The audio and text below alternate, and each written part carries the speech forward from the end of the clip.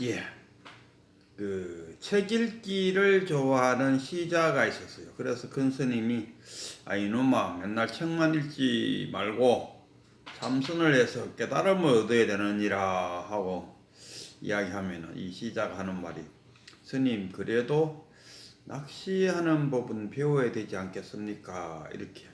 또 이 큰 스님이 하는 말이, 이놈아 깨달으면은 바닷물을 한 입에 다 마셔버리는데 그깟 낚시질은 배워서 뭐하게 이렇게. 또 어떤 스님은 깨닫기만 하면은 8만 법문이 한 꼬쟁이에 다 끼져버린다 그렇게도 말하고, 또 어떤 큰 스님은 이런 이야기를 했어요. 아니 그 바닷물을 다 마셔봐야 바닷물이 짠지 안 짠지를 알겠는가? 그냥 몇 번 찍은 뭐 보면은 아이고 바닷물이 짜다 하는 걸 알면 되지. 미련스럽고로 굳이 그 바닷물을 다 마실 것까지 뭐 있냐? 이 말은 달리 표현하면은 84,000 법문을 굳이 다 읽어볼 필요가 있느냐?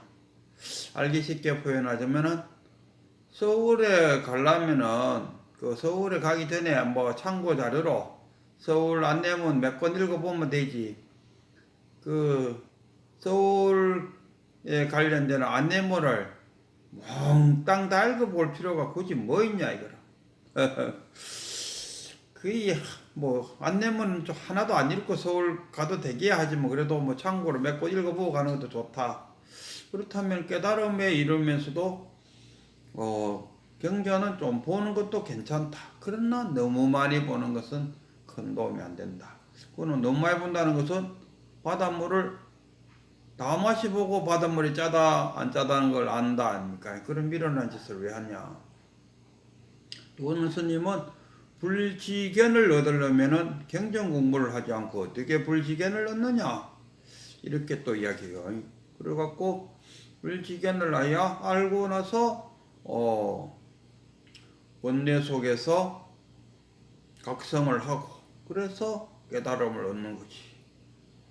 그러면서 경전 또한 필요하다. 그래서 정의 상수를 강조하는데 너무 그 부처님의 가르침에 의하면은 경전, 그러니까 우리가 말하는 달을 가리키는 손가락에 매달릴 필요는 없다 이런 이야기입니다. 손가락에 매달리면은 달은 못 본다 아닙니까? 달을 보라고 손가락질하면은 달을 봐야 되는데 달은 못 보고 손가락만 자꾸 보고 앉았으면은 부처님 입장에서 답답하겠죠. 또 이런 시가 있어요. 꽃잎은 생각이 있어 강물에 흐르는 물에 떨어졌지만은 무심히 흐르는 강물은 아무 생각 없이 단지 그 꽃잎을 실어 나를 뿐이었다. 이렇게 표현해요. 그러나 알고 보면은 그 꽃잎에 의미를 부여한 자가 결국 보는 자 아니었겠습니까? 꽃잎이 무슨 뜻이 있었겠습니까? 그냥 꽃잎이 떨어졌을 뿐이고 그래서 흐르는 물속에 떨어져서 흘러갔을 뿐인데 보는 사람으로 하여금 그렇게 생각을 했다 이런 이야기. 그럼 그게 뭡니까? 분별심이 들어갔다 이런 이야기입니다. 또 보험을 찾으려고 온 동네를 헤매고 다니다가 집에 와보니까 매화꽃이 피어있더라. 이런 이야기도 있고, 옛날 해능 밑에 마조 밑에 백장 밑에 남전과 항백이 이제 두 유명한 제자가시죠. 남전 밑에에 우리가 잘 알고 있는 조주선사가 있었습니다. 그래서 조주선사가 남전한테 갔어요. 스님, 도가 무엇입니까? 하니까 뭐야 평상심이지. 하니까 평상심은 그러면은 평상심을 쉽게 말하면 어떤 대상을 만들어서 공부의 대상이 될 수 있느냐 이렇게 만약에 평상심을 대상으로 여긴다면은 그거는 망상에 불과하고, 그렇다고 해서 찾지 않는다면은 그거는 곰팡이가 필 것이다. 뭐 이렇게 표현했어요. 우리가 찾고자 하는 이 참나를 대상으로 찾는다면은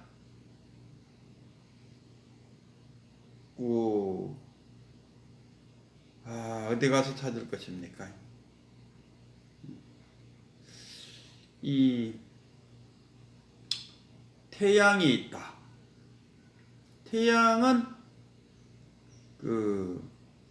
우리가 육근 육경으로 나눴을 때 우리가 육근을 갖고 육경을 본다 아닙니까? 그러니까 눈으로 사물을 보고, 귀로 소리를 듣고, 입으로 맛을 보고, 코로 냄새 맡고, 몸으로 감각 느끼고 이렇게 하는데, 태양은 대상을 만들지 않는다 아닙니까? 그러니까 방거사가 마조를 찾아가서 만법과 짜가지 않을 때는 어떠합니까? 만법과 짜가지 않는다. 그러니까 경계를 대상으로 삼지 않는다 이거죠. 저기 꽃이 있다 하는 그 꽃과 나 대상으로 삼지 않는다 아닙니까? 그러니까 짜가지 않는다. 꽃과 나와 한 상이 되는 거죠. 다른 짝이 없다 아닙니까? 해도 짝이 없고. 그런데 우리가 꽃, 물, 하여튼 만법을 우리가 짝한다 아닙니까? 그러니까 만법과 짝하지 않는 자가 어떻습니까? 짝하지 않을 때는 어떻습니까?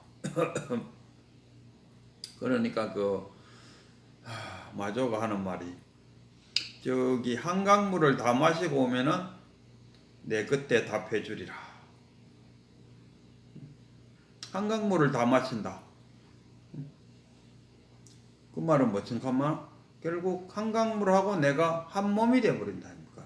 짝하지 않는다는 것은 둘이라는 이야기다. 짝한다는 그 자체가 둘인데, 짝하지 않는 것은 하나가 되어버린다는 거예요. 분리.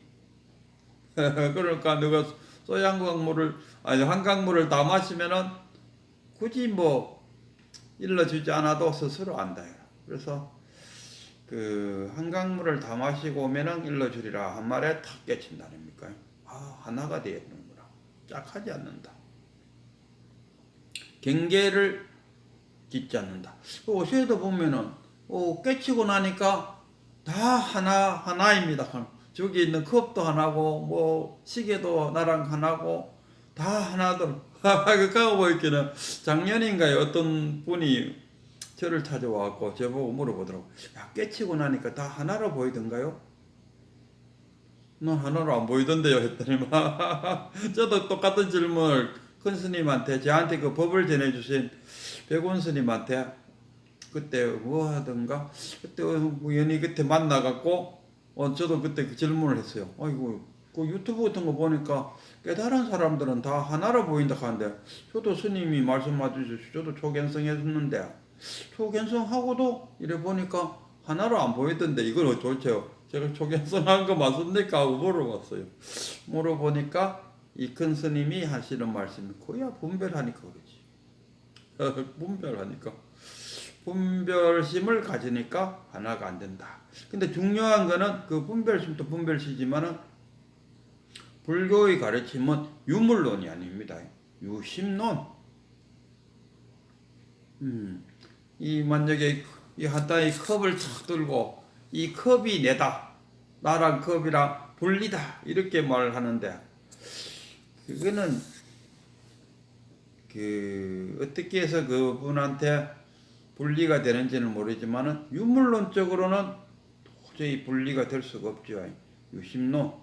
우리가 생사해탈, 부처님도 죽었는데 어떻게 생사해탈이 되느냐 했을 때, 그는 유물론적으로 생각하면은 생사해탈이 안 되죠. 그러나 유심적으로 보면 되죠. 유심. 일체가 마음먹기 나름이다. 일체 유심초라. 일체가 유심조다. 유심조. 지을 조자 아닙니까? 마음이 짓는다. 일체가 모든 것이 마음을 지니까, 마음에서 지었을 때는 뭡니까? 색이잖아요. 그리고 마음에서 사라지면 공이라. 그럼 그 마음은 뭡니까? 공이나 색이나 공이 곧 색이요 색이 곧 공이다. 공과 색이 다르지 않다. 색과 공이 다르지 않다. 뭐 이렇게 말하는. 그걸 유물론적으로 바라봐서는 그 하나가 될 수가 없죠. 심론적으로 봐야 돼요. 심론적으로. 그래서 그 우리는 그 또 이런 이야기만 해요. 내가 우리 가족을 위해서 열심히 빼빠지게 일했는데 우리 가족들은 나를 몰라, 나의 공을 몰라주더라. 또는 뭐 친구 관계도 그렇죠. 내가 너를 얼마나 사랑했는데 너는 나를 잘 모른다.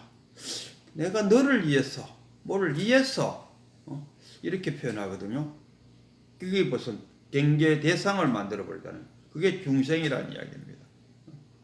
그냥 내가 그 참나를 찾기 위해서, 내가 견성하기 위해서, 내가 깨닫기 위해서 이렇게 열심히 용맹정진하고 있다. 이러면 뭡니까? 대상이 만들어져 버리잖아요. 그 대상을 찾아야 되는데 참나가 대상이 있습니까? 없는 대상을 왜 찾습니까? 그 수능엄경은 그 인도에서 온 책이 아니고 중국 선사상에서 만들어진 책이라 그러네요. 거기에 보면은 부처님과 아난 간의 대화가 시작되죠. 그때 이제 아난이 그 쉽게 말해서 사창가에 빠져 있는 것을 부처님이 그 제자를 보내 갖고 아난을 데리고 오도록 만들고, 그래 갖고 아난아 뭐 마음은 어디 있느냐, 몸 속에 있다, 뭐 눈 안에 있다, 뭐 이런 주르르 하고 이제 그 또 이제 그 아나나 네가 볼 수 있는 것은 나도 볼 수 있고 내가 볼 수 있는 것은 너도 볼 수 있는데 내가 보지 않는 것은 너도 볼 수 있느냐? 내가 보지 않는 것을 너가 볼 수 있느냐? 그걸 뭘 말합니까? 그 참나. 내가 참나를 보지 않아도 너는 그 내가 보지 않는 참나를 너가 볼 수 있느냐? 볼래면 뭐 볼 수 있느냐? 그래갖고 또 막 하고 또 그 이제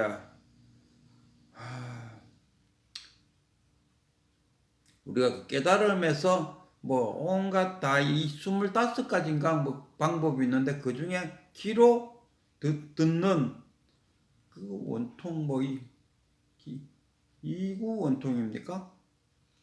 뭐 원통 그 귀로 깨달음이 이렇게 탁 소리가 났다니까. 소리가 났는데 이 소리가 났다가 사라졌는데 그러면은 아까 그 소리가 났다는 그 소리를 듣는 자가 그러면 소리 따라 사라졌는가 했을 때 아니 그 자는 남아있는데요. 그 자가 누군데?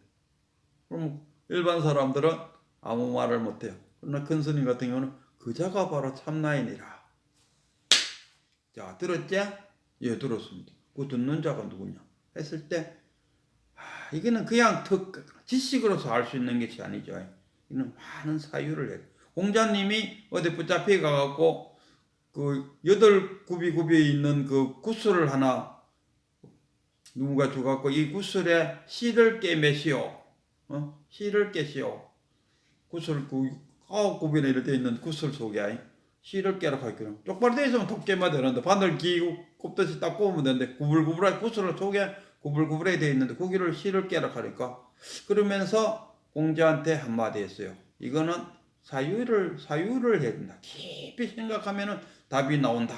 그래서 그리고 공자님이 턱 받아갖고 정말 깊이 생각해 보니까 이건 뭐 이 입구 반대편에 출구 거기에다가 꿀을 발라놓고 그러면 벌을 한 마리 잡아갖고 벌 다리에다가 실을 딱 묶어 놓으니까 요놈의 벌이 꿀 냄새를 맡고 8곱이를 꼬불꼬불 가서 결국은 출구로 나가게 됨으로써 실이 끼어졌다. 그래서 우리가 그 깨닫고 싶다, 견성, 참나 하고 싶다, 본래 면목을 보고 싶다, 부모에게 나기 전에 어떤 것이 참나의 덤고 우리가 그 수행자님들께서 그걸 보고자 단위 수행을 하는데 깨닫기 위해서 하는 대상을 없애야 됩니다. 자기 자신으로 깊이 들어가서 결국 참나와 내가 하나라는 걸 더 깨쳐야 됩니다. 네가 나가 될 수는 있지만 너는 될 수 없다. 내가 참나 될 수는 없지만 참나는 나이다. 그 동산 양계의 그 오도성에 그런 게 있지 않습니까? 그래서 경계를 짓는다. 내가 우리 가족을 위해서 이렇게 애썼는데 몰라주게 섭섭하다. 내가 견성을 하기 위해서 깨달음을 얻기 위해서 이렇게 수십 년간을 애를 타고 있는데도 아직도 깨닫지 못해갖고 나는 이번 생에 못하는구나. 무엇을 하기 위해서, 깨닫기 위해서 그 대상을 만들면은 대상이 그 대상이 아니지 않습니까? 모양도 없고 행체도 없고 단지 이름만 있는데 그걸 어떻게 붙잡거나 어떻게 보겠습니까? 이 중생의 망상 속에서 자각을 일으켜서 깨달음을 각성이 이루어진다. 그 깨달음이라는 어떤 대상을 만들지 말고 자기 안으로 자기 내면색으로 들어감으로써 깊은 사유를 함으로써 이거구나 하는 그 자리에 어느 순간 탁 들어가게 됩니다. 절대 어떤 대상을 만들어 놓고 무엇을 위해서 깨달음을 위해서 열심히 수행한다 이런 생각을 갖고 수행을 하면은 그 형체도 없고 모양도 없는 색깔도 없는 그것을 어떻게 보겠습니까? 그러니까 그 대상을 만들지 말고 망상 속에서 탁 자각을 일으킴으로써 깨달음이 탁 온다 아닙니까? 그래서 그런 깨달음을 얻기 위해서는 깊은 사유를 하고 어떤 지식을 쌓기 위해서 경전을 본다든가 이런 것이 아니고 자신의 내면 속으로 깊이 들어가서 백척간두에서 진일보를 할 때 바깥으로 뛰어들은 게 아니고 자기 내면 속으로 뛰어들어라. 하와 같이 어떤 대상을 만들고 견성, 깨달음 이런 것을 깨달음을 위해서 열심히 수행한다. 무엇을 위해서라는 마음 그 자체를 탁 버리고 태양이 빛을 발하고 있는데 이 태양이 누구를 위해서가 아닙니다. 자기 본분사, 자신의 본분사를 행한 뜰 앞의 잣나무처럼 자신의 본분사를 행해 나가는 그 자체에서 깨달음이 탁 이루어진다 이런 이야기 되겠습니다.